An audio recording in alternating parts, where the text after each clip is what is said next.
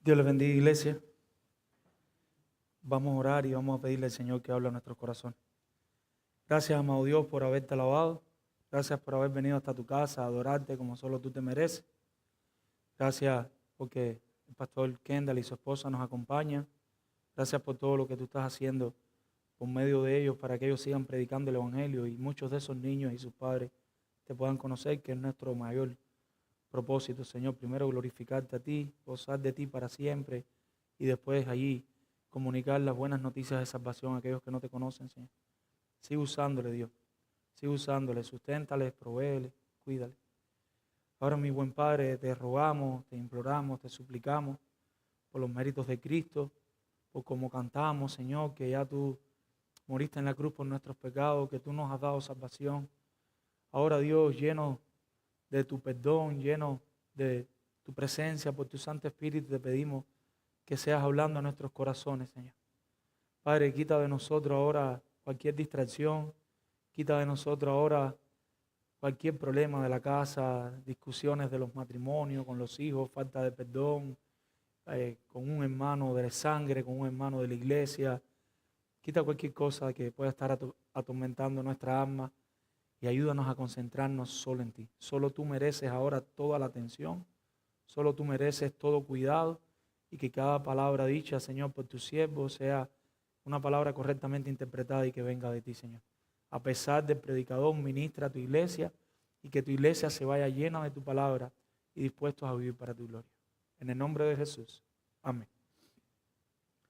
Ayer un hermano me regaló este pequeño libro de Termina bien la carrera, del pastor John MacArthur, y estaba leyendo, no tenía la introducción, no sabía qué hacer, y leyendo este pequeño libro, hay un señor que John MacArthur nombra a principio del libro. Él se llama Robert Robinson. Robert Robinson llegó a ser un académico tremendo, un bautista de academia, de estudio, pero también fue un compositor de himnos y compuso un himno conocido por todos nosotros, que nosotros hemos cantado aquí, que se llama Fuente de la Vida Eterna.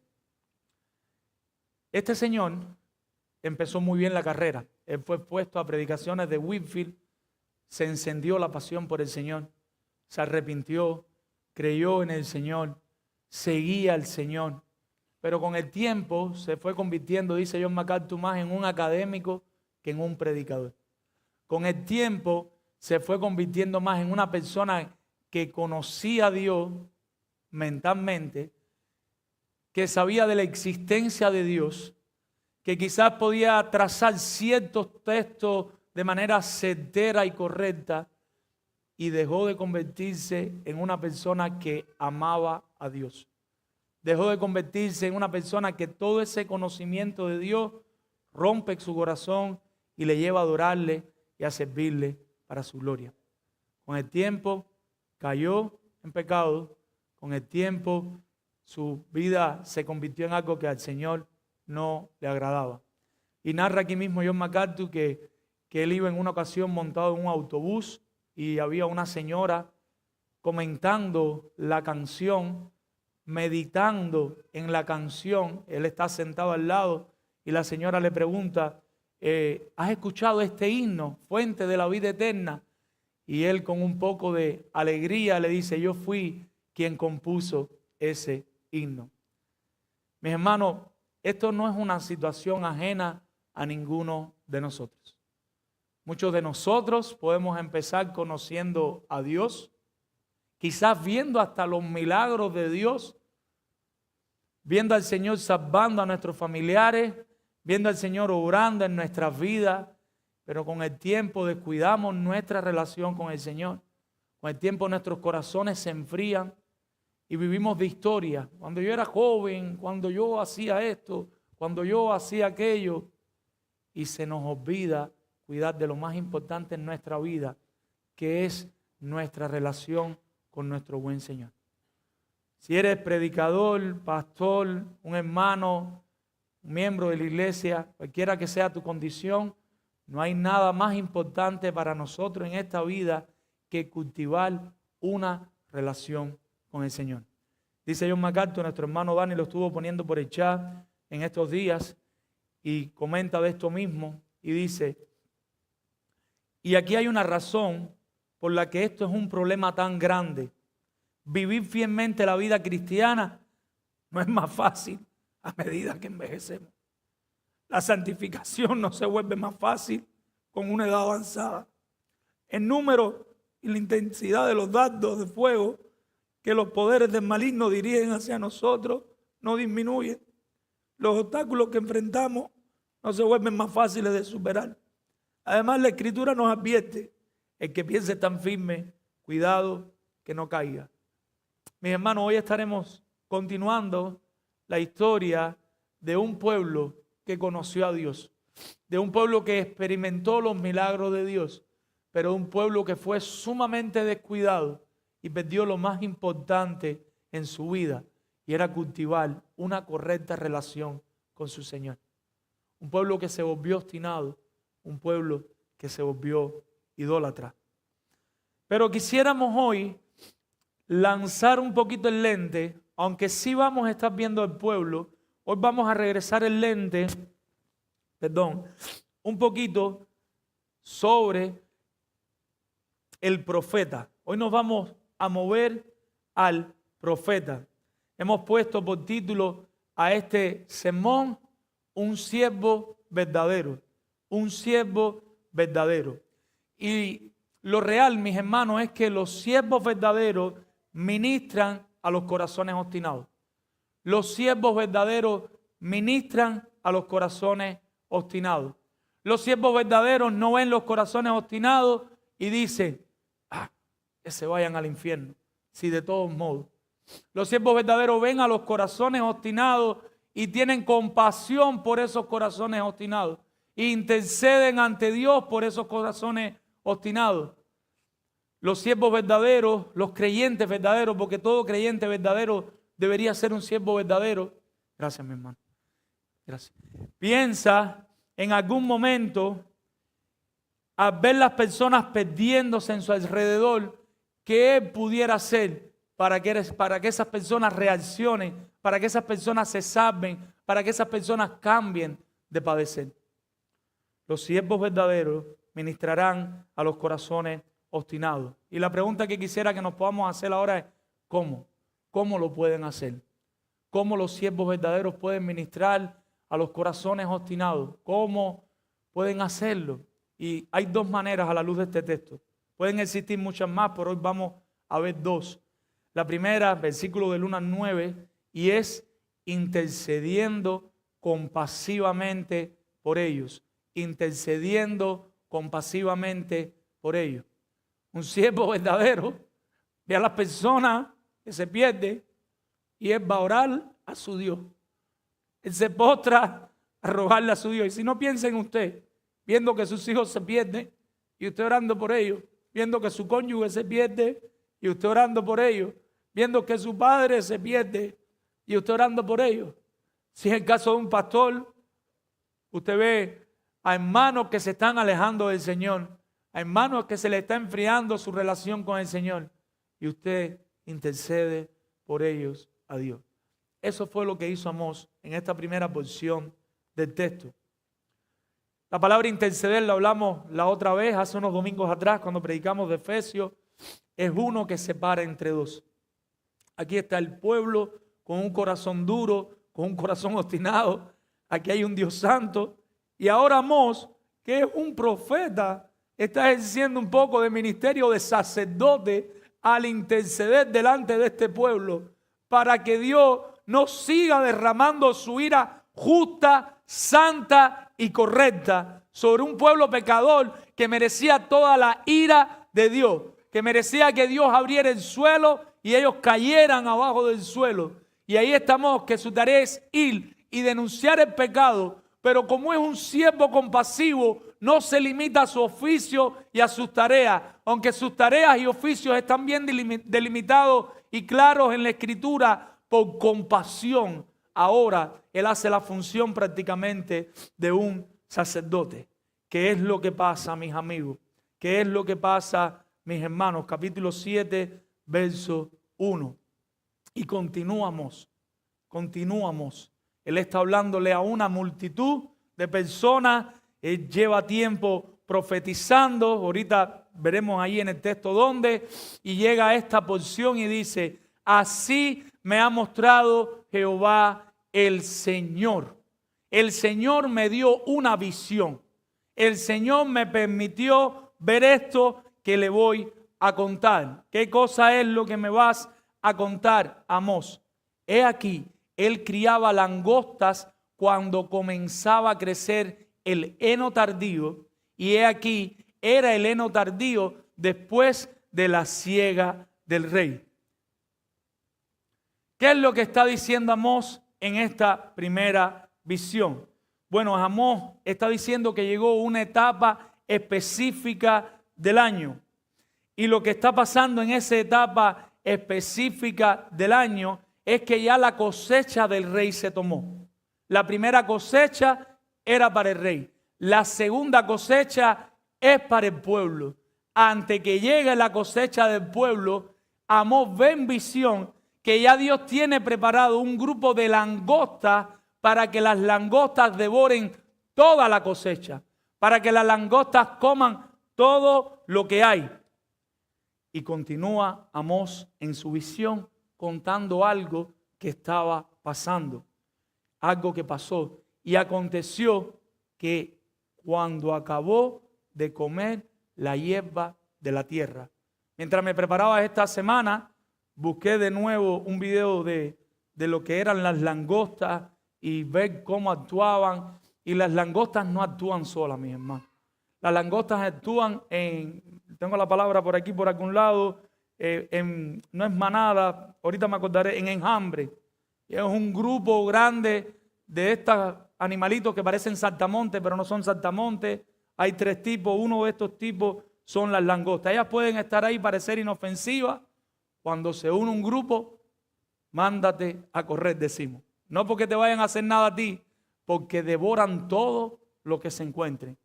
Y devoran los cultivos, y cuando se acaban los cultivos empiezan a comerse la hierba. Y esto era terrible, porque el pueblo iba a morir de inanición si este juicio de Dios justo y santo continuaba. Y el rey había recogido la siega, pero el pueblo no, y el pueblo se iba a quedar sin alimento. En medio de esto, este siervo tiene compasión por la muerte eminente que iba a sufrir el pueblo de Israel. ¿Y qué es lo que hace? Él coge e intercede delante de Dios. ¿Y qué es lo que pasa? Versículo 2. Y aconteció que cuando acabó de comer la hierba de la tierra, yo dije: Señor Jehová, perdona ahora. Ahora él va en oración delante del Señor a rogarle al Señor que los perdone a pesar de sus pecados, a pesar de todo lo que estaban haciendo y sin haber arrepentimiento. Pero él está apelando a la compasión y al carácter de Dios, a la gracia común que Dios puede tener y que Dios tiene. Y él les dice, y estos son sus argumentos: ¿quién levantará a Jacob? Porque es pequeño. Y él le está diciendo, y si en ese momento, de hecho ellos lo estaban escuchando cuando él estaba ahora narrándole esta profecía de todo lo que había acontecido en su momento, les está diciendo, ellos no son nada, ellos son pequeños. Pero este era un pueblo orgulloso. Veíamos la semana pasada, tenían extensión de tierra, ya habían adquirido ciertas posesiones, se sentían poderosos, se sentían que estaban bien, se sentían que eran una gran nación. Y en medio de esto, Amós está con valentía para interceder con ellos, profetizando: Dios mío, no les tengas en cuenta sus pecados. Son un pueblo pequeño. Y por eso utiliza este término, porque es pequeño. ¿Quién lo va a levantar? Porque es pequeño. Ahora, note esto, mis hermanos. Cuando nosotros no conocemos a Dios, y yo creo que a muchos nos ha pasado, nosotros nos hacemos un ídolo de quién es Dios. Por eso es tan importante estudiar la persona de Dios. Por eso es tan importante estudiar teología, para no tener un ídolo. Para la mayoría de nosotros, Dios es un solo atributo. Dios es solo amor, amor, amor, amor, amor. Y cualquier cosa que pase en el mundo, nosotros decimos, no, ese no puede ser Dios. ¿Por qué? Porque Dios es amor. Pero eso no es lo que enseña la Biblia. La Biblia enseña que Dios es amor, pero Dios es justo, Dios es santo. Y nosotros tenemos que ver a Dios en todos sus atributos en conjunto. Ahora, para sorpresa de algunos de ustedes y antes que se ericen, 7:1, vuelva a leer, ya lo dijimos. ¿Quién envió esas langostas en juicio al pueblo de Israel? He aquí, él criaba langostas cuando comenzaba a crecer el heno tardío. Dios mismo estaba ahí criando y preparando este enjambre de langostas para enviarlo, para que hicieran el juicio que el pueblo merecía por su pecado. Mis hermanos, tenemos que seguir conociendo a Dios. Tenemos que seguir conociendo a Dios. Yo creo muchas veces que pecamos deliberadamente porque no conocemos a Dios. No entendemos el sacrificio de Cristo. Mal usamos el sacrificio de Cristo. Mal usamos la bondad de Dios. Y nos olvidamos que Él es amoroso, pero Él es santo. Él es compasivo, pero Él es justo. Y tenemos que tener todo delante de nosotros. Versículo 3. Se arrepintió Jehová de esto. Después de la intercesión de Amós, Dios se arrepiente y dice, no será, dijo Jehová. Ahora aquí tenemos un pequeño problema. La Biblia de las Américas traduce, el Señor se apiadó de esto. Nuestra Biblia dice, la Reina Valera se arrepintió. Pero sea lo que sea, igual que en Génesis 6:6, lo que sucede aquí es que se está usando un lenguaje antropomórfico. ¿Qué quiere decir eso? Que la mente y las emociones de Dios, cómo las expresamos con un lenguaje humano que nosotros podamos comprender. Porque si no, nosotros tenemos un Dios que hace y se arrepiente y hace y mañana cambia de idea. No, mi hermano, ese no es el Dios que enseña la Escritura. La Escritura enseña un Dios que es soberano, un Dios que decreta, un Dios que gobierna. Pero ese Dios tiene que expresarse con su pueblo. Ese Dios se relaciona con su pueblo. Y para hacerlo, el lenguaje que usan las personas que escribieron la palabra del Señor, inspirado por el Señor, es un lenguaje humano para nosotros poderlo entender. Esta traducción sería una buena traducción. El Señor se apiadó de esto. La palabra en hebreo es nakyan y literalmente significa compasión. El Señor tuvo compasión. ¿En base a qué? A su misma palabra. Amós estaba orando por ese pueblo y la oración de Amós sube al trono de Dios y Dios tiene compasión por el pueblo. Debemos entender que Dios es inmutable en su ser. Este texto ha sido muy mal predicado, perdonen que me tome este segundito aquí, es un segundito. Hebreos 13:8 dice que Él es el mismo ayer, hoy y por los siglos. Él no cambia. Malaquías 3:8 y Santiago 1:7, lo repito por si quiere anotar. Malaquías 3:8 y Santiago 1:7 dice que Él no cambia. Dios no cambia. Dios sabe lo que está haciendo y cómo lo está haciendo.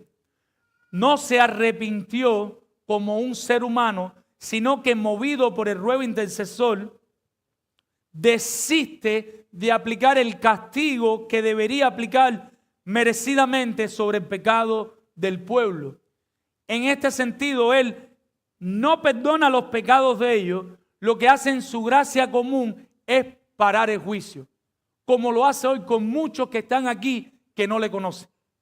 Y usted está vivo y respira hoy, ¿sabe por qué? Por la gracia común de Dios, donde Dios no deja que descienda sobre usted el juicio que usted merece por estar viviendo ajeno de Dios y ajeno de los designios de Dios y por no buscar a Cristo como único y suficiente Salvador.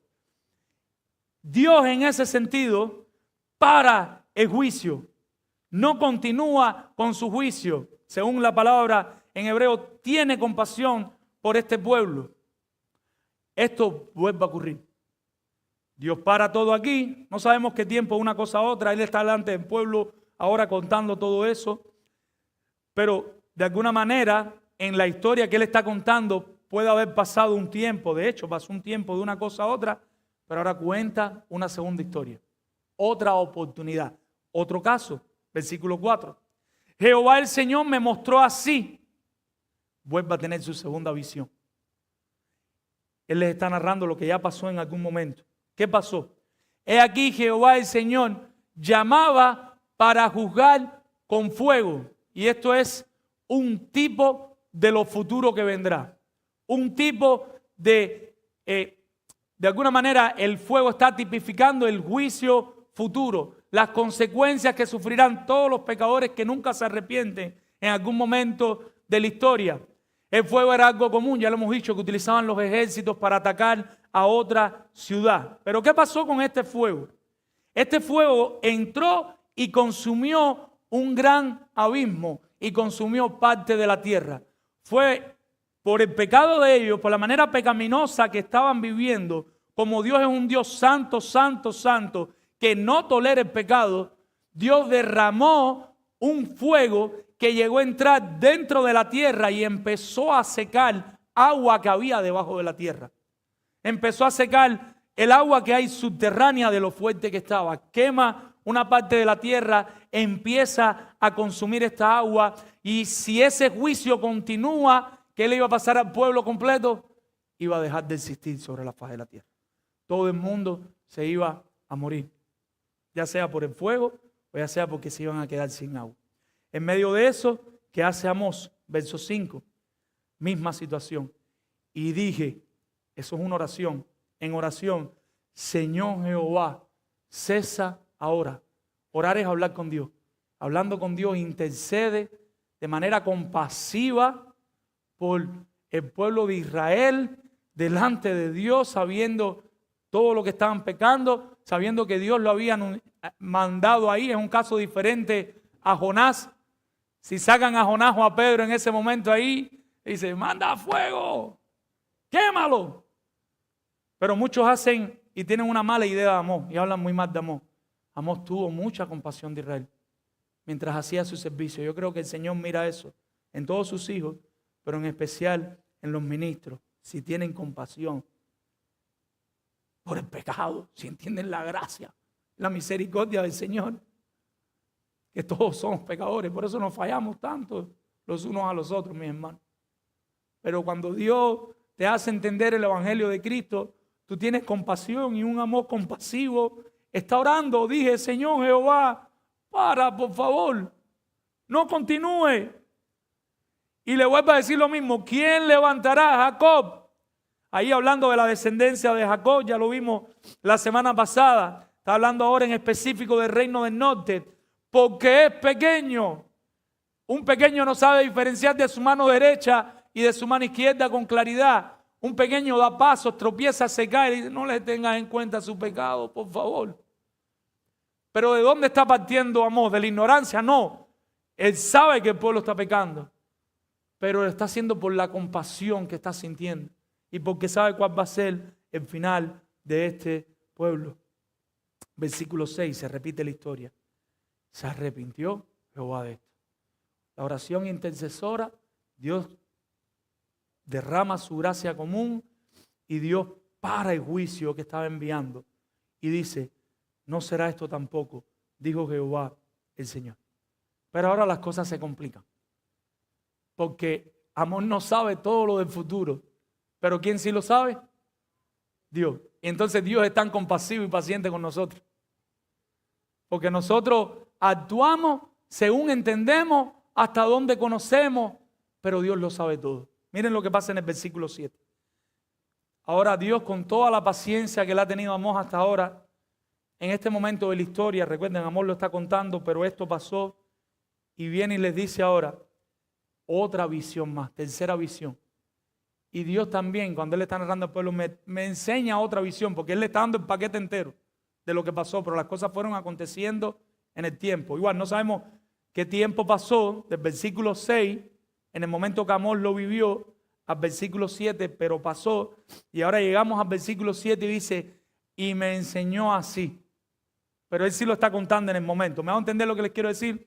Él sí está desempacando todo lo que pasó en la historia, para que el pueblo que tiene delante y le está profetizando entienda cuán pecadores ellos son y que él no es malo, que él intercedió por ellos, que hace rato Dios los podía haber destruido completamente en fuego, con langosta, con cualquiera de estos mismos juicios que Dios envió en algún momento a Egipto, como el caso de las langostas, y a otros pueblos que en algún momento derramó fuego del cielo y los consumió.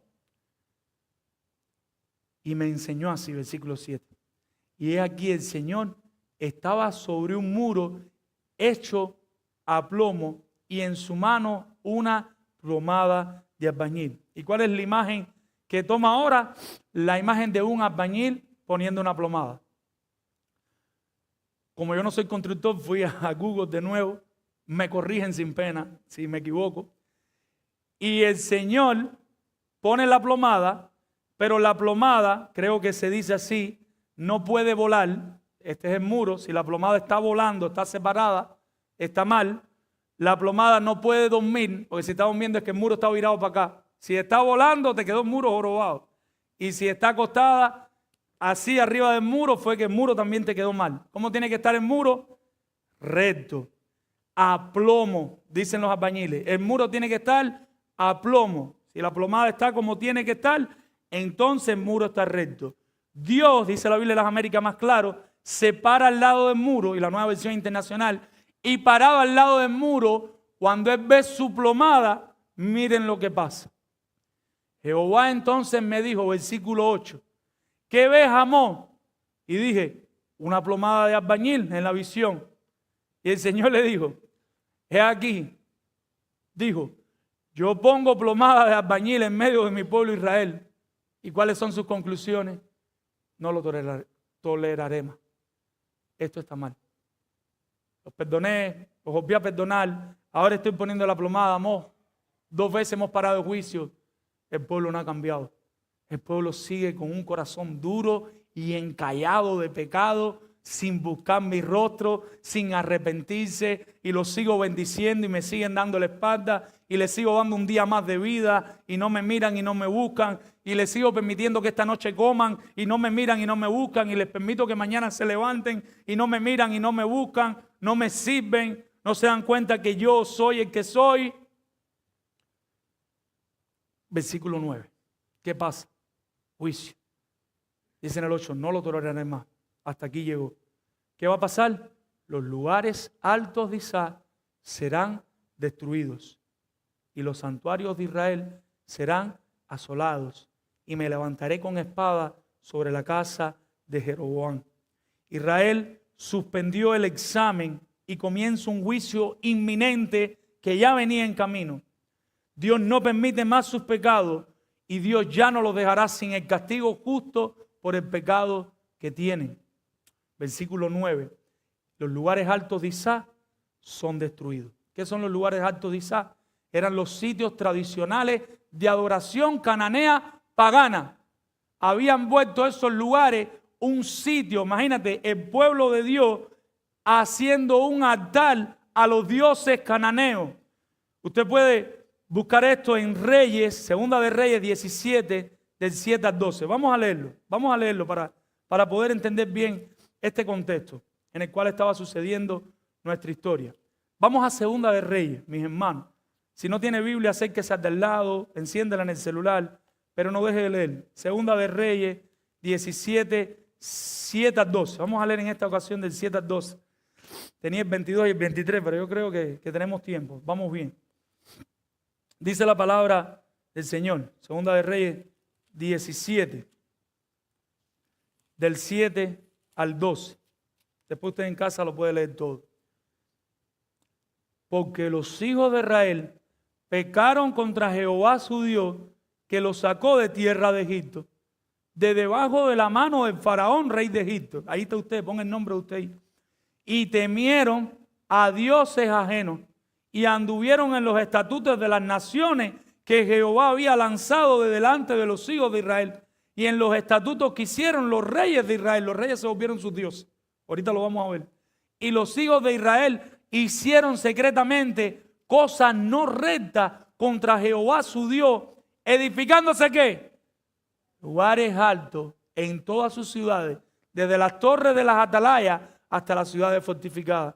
Y levantaron estatuas e imágenes de acera en todo collado alto y debajo de todo árbol frondoso. Imagínense después que usted viene a la iglesia y cree en Dios y usted se lleva para la casa un eleguá, o una Santa Bárbara, o una Caridad del Cobre. Después que usted ha entendido el Evangelio, después que usted ha creído en Cristo, después que usted se ha arrepentido de sus pecados, eso es lo que estas personas estaban haciendo. ¿Por qué versículo vamos?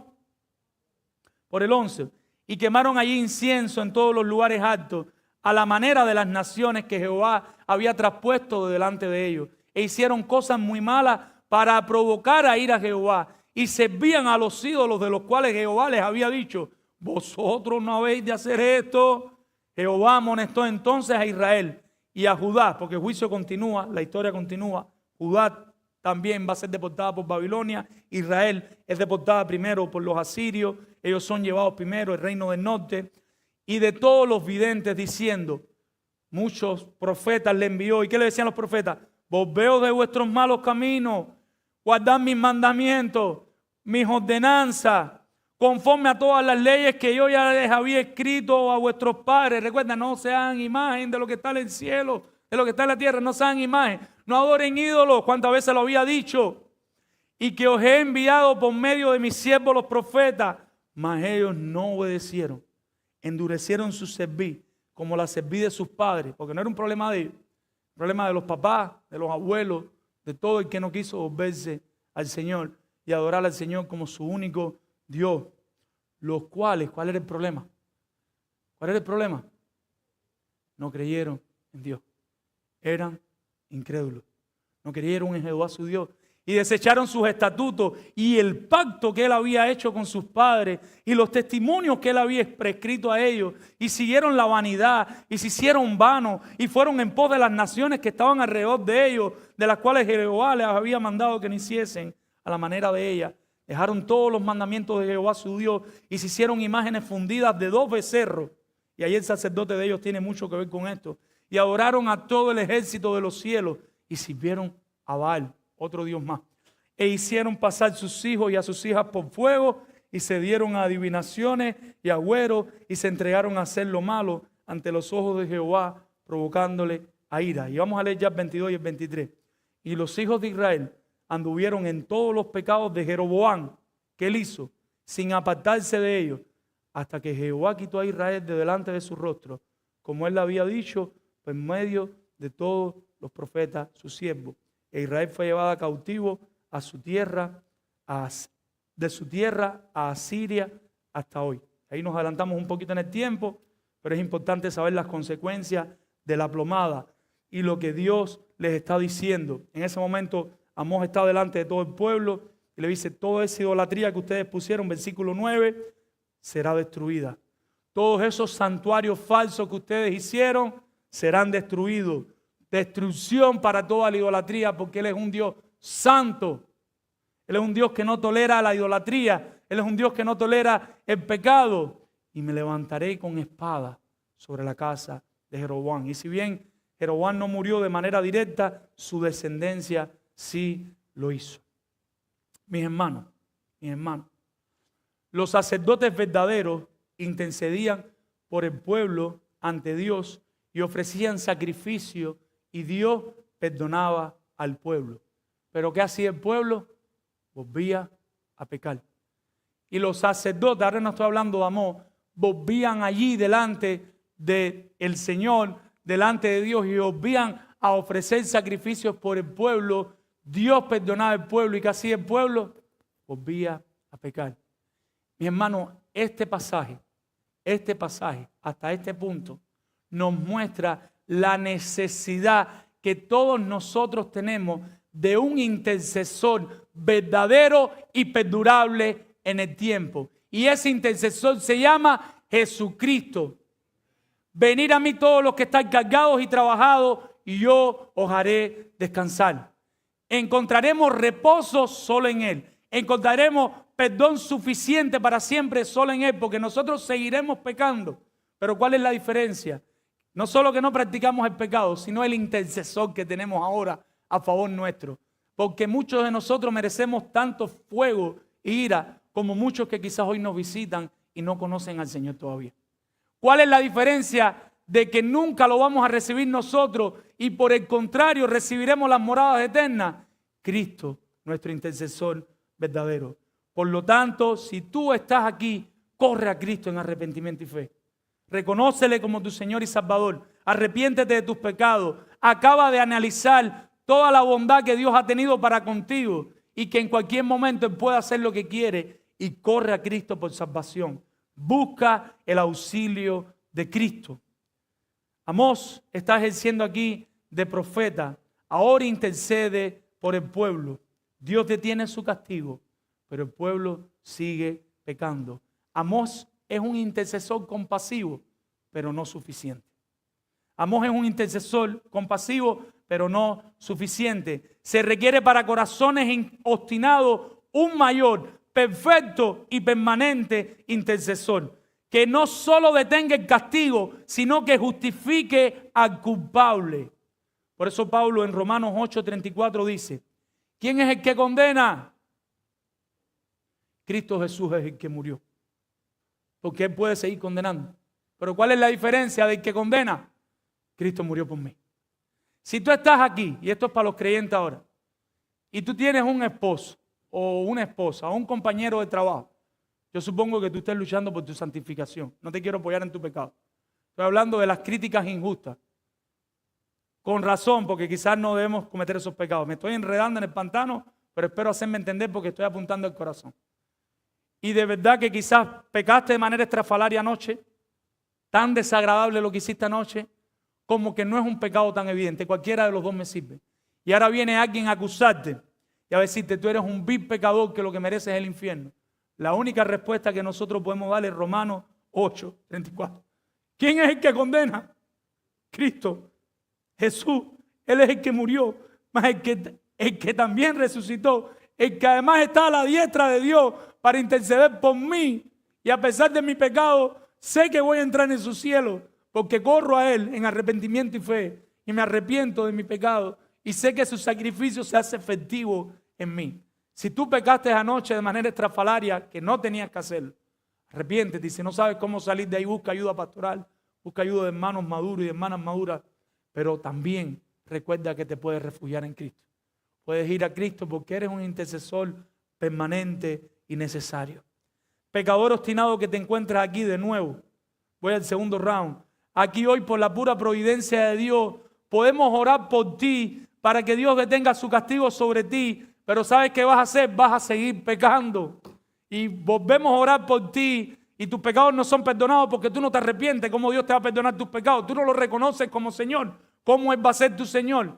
Pero en la gracia común de tu esposa orando por ti, de tu esposo orando por ti, de tus padres orando por ti, Dios detiene el castigo, pero tú sigues pecando y sigues con un corazón duro y obstinado. Necesitas que tú también tengas un intercesor permanente. No necesitas que otras personas estén intercediendo por ti constantemente. Y ese intercesor es Cristo Jesús. Corre a Cristo. Vamos a nuestro segundo y último punto. Hemos dicho, los siervos verdaderos ministrarán a los corazones obstinados. ¿Cómo? Intercediendo compasivamente por ellos. Versículos del 1 al 9. Segundo punto. ¿Cómo más lo harán? Anunciando las consecuencias de su obstinación. Anunciando las consecuencias de su obstinación. Como mismo te hemos dicho esto, te tenemos que decir que si continúas siendo obstinado, un siervo obediente va a tener que anunciarte las consecuencias inminentes de tu obstinación. Nadie sabe lo que le va a pasar y no te quiero meter miedo, pero sí te quiero meter miedo. Porque quiero que tengas el buen Señor que yo tengo. Y no te estoy mintiendo porque te estoy diciendo la verdad. Y no sé en la semana cuántos accidentes de carro viste. Yo he visto varios, todos en la semana. A medida que Tampa crece, más accidentes de carro y constante es eso. Y a medida que más las personas manejan mirando el celular, más accidentes todavía hay. Y es constante. ¿Y qué si en uno de esos accidentes te mueres tú? ¿Ya Cristo es tu Salvador? ¿Cristo es tu intercesor? ¿O tú te crees que tú eres un superhéroe? ¿O tú te crees que tú tienes más vida que un gato? Pecador obstinado, corre a Cristo. En el versículo 9, ya él empieza a narrar cuál va a ser el juicio, ¿ok? Y en parte del juicio dice, y me levantaré con espada sobre la casa de Jeroboam. Ahí está mencionando al rey que había en ese momento. Me voy a levantar con espada en el juicio de Dios y voy a quitar al rey que hay. Voy a destruir su descendencia. Para entender eso, ahora vamos al versículo 10. ¿Y qué es lo que pasa en el versículo 10?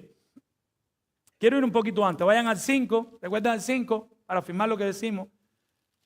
Desde el 3, él está hablando. Oír estas palabras que ha hablado. Capítulo 4. Oír estas palabras que ha hablado. Él está hablando a una multitud en un lugar central. Capítulo 5. Oír estas palabras que yo levanto. Y él viene hablando con ellos.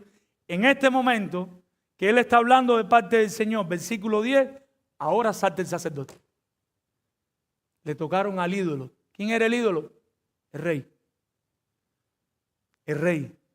Vamos a ver por qué.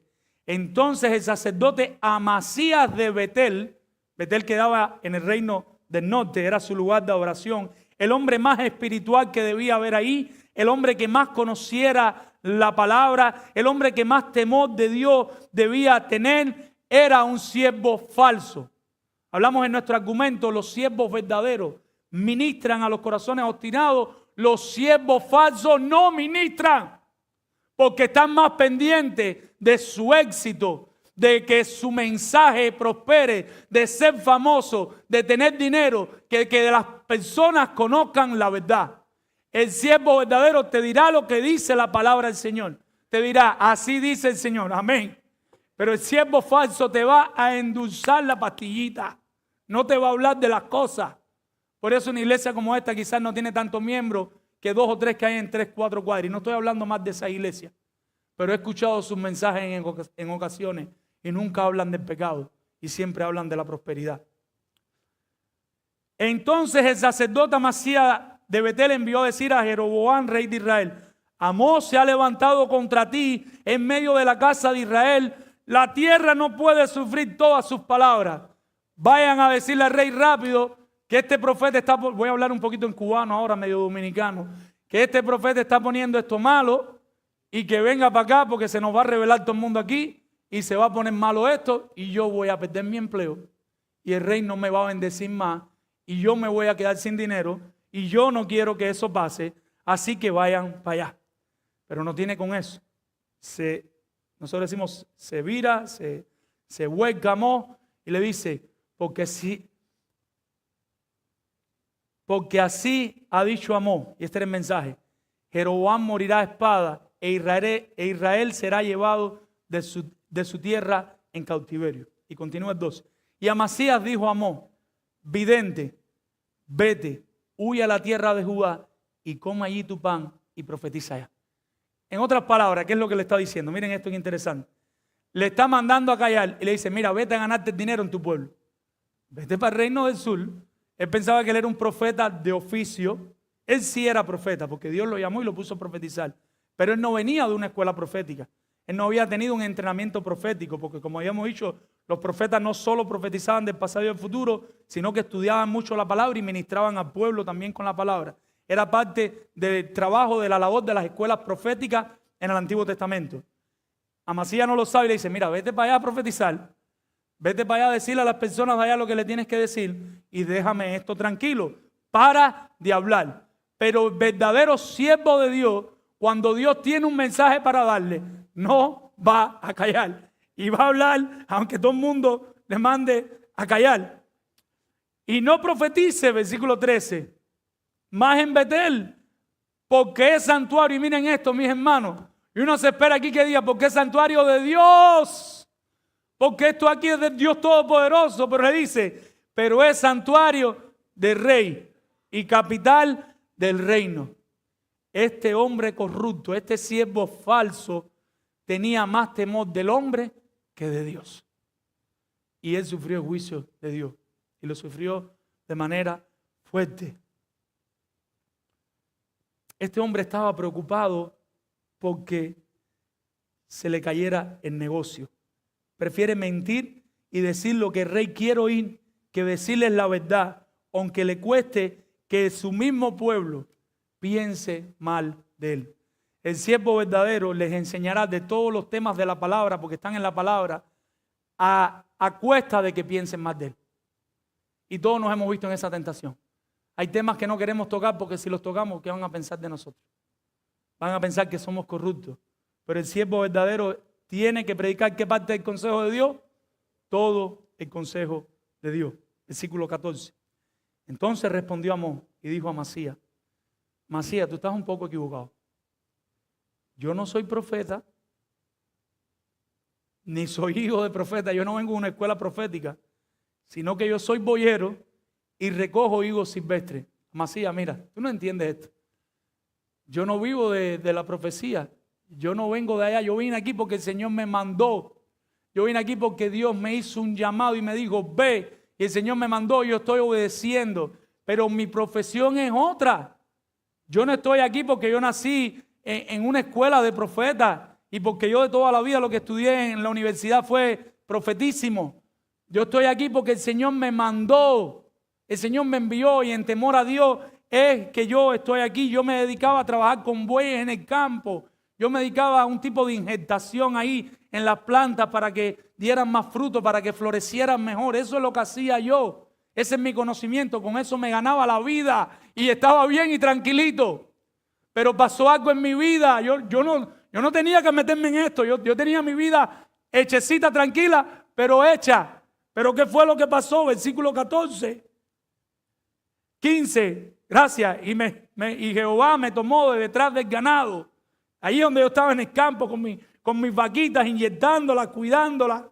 Y me dijo, ve y profetiza a mi pueblo Israel. Y los llamados de Dios son irresistibles. Lo que pasa es que no entendemos que lo que pasa es que el llamado eficaz de Dios no se puede resistir. Por eso tenemos que estudiar teología. Cuando las personas resisten el llamado de Dios, resisten el llamado general de Dios. Pero todo llamado eficaz de Dios, cuando Dios llamó a Pablo, ¿qué hizo Pablo? No se pudo resistir.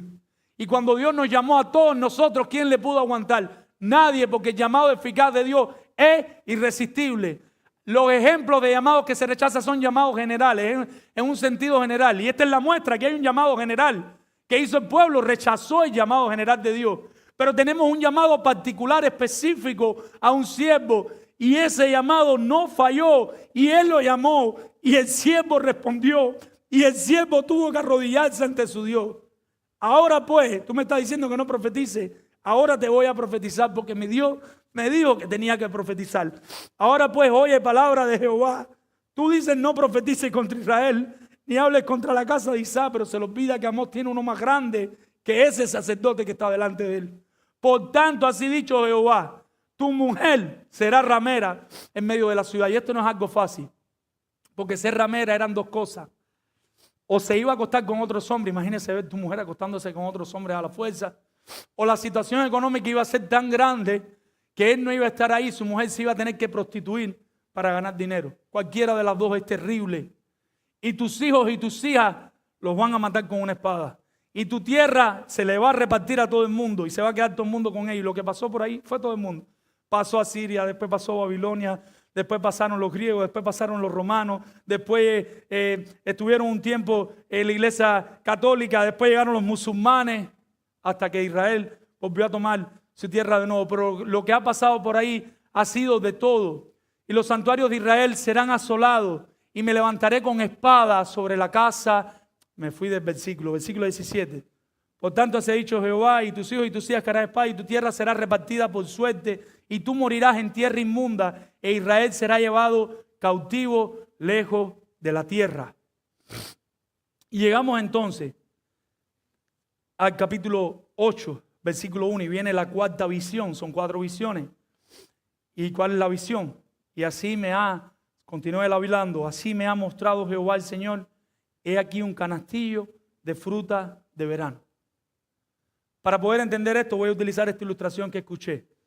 Cuentan de una familia pastoral, el pastor y su esposa, que estaban esperando a una persona que se iba a quedar en su casa, una hermana que iba a venir de otro lugar, iba a tener una charla y le prepararon una habitación que tenían en la casa, le prepararon un canasto de fruta, todas estas frutas que a nosotros nos gustan ahí puesta en el canasto.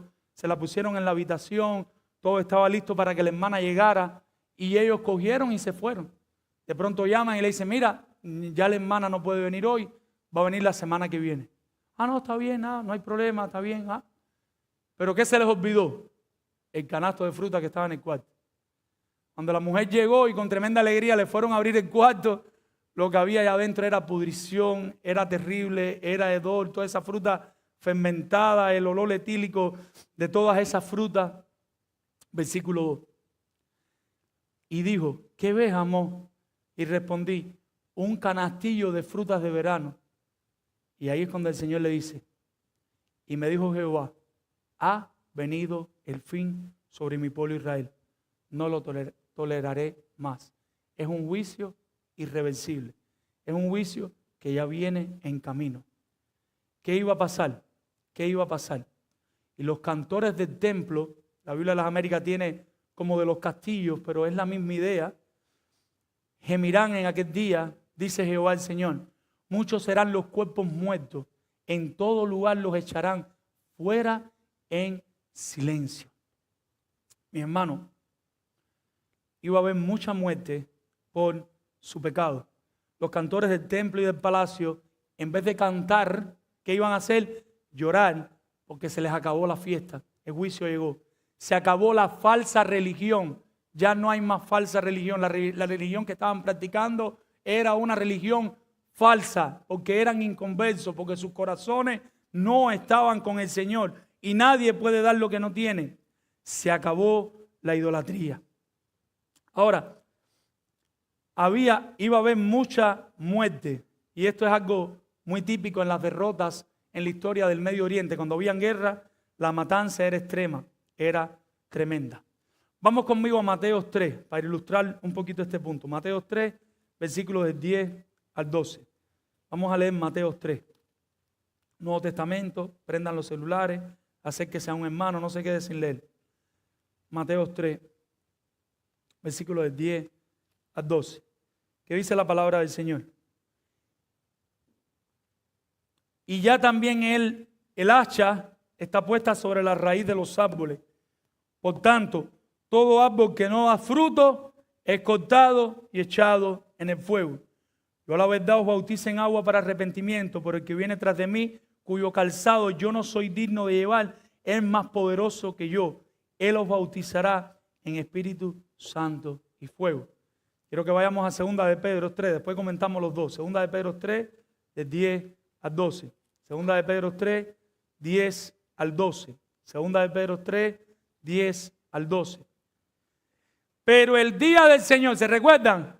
Ay de los que quieren el día del Señor, nos enseñaba Dani. Pero el día del Señor vendrá como ladrón en la noche, en el cual los cielos pasarán con gran estruendo, y los elementos ardiendo serán deshechos, y la tierra y las obras que en ellos hay serán quemadas. Puesto que todas estas cosas han de ser deshechas, ¿cómo no debéis vosotros andar como? En santa y piadosa manera de vivir. Mi hermano, el hacha está echada. En cualquier momento puede venir ese día de juicio terrible. ¿Qué estás esperando para correr a Cristo por salvación? ¿Qué estás esperando para entregarle toda tu vida, no solo una porción, toda tu vida al Señor? ¿Hasta cuándo vas a estar con un corazón duro y entenebrecido en contra del Señor? El día del Señor vendrá como ladrón en la noche. La persona sabia y piadosa se postrará ante Cristo, se postrará ante Dios y le rogará que Cristo sea su Salvador. Mi hermano, Cristo anunció mejor que amó de manera obediente el reino de los cielos. Denunció obedientemente el pecado de los escribas. Los escribas estaban en pecado, lo denunció. De los saduceos estaban en pecado, lo denunció. De los fariseos estaban en pecado, lo denunció. La mayor alegría, dice la Biblia, que Cristo tenía, ese era su alimento, era ser obediente a su Padre. El alimento de él era hacer la voluntad del Padre, ser obediente al Padre. Richard Baxter dijo lo siguiente, les pasé una frase anoche, Y quiero que meditemos a ella comparándola con lo que pasó al principio. Y miren lo que dice Richard Baxter. Un momento por la tecnología. Dice así: ¿qué abundancia de deberes tienes que cumplir? Quiero terminar un poquito diferente a como comencé. En tus relaciones como padre o hijo, como esposo o esposa, como abo, o amo o siervo y lo demás. Poco sabes para qué sufrimiento has de prepararte. ¿Tienes fe, amor, arrepentimiento, paciencia y todas las gracias de Dios, las cuales debes conseguir?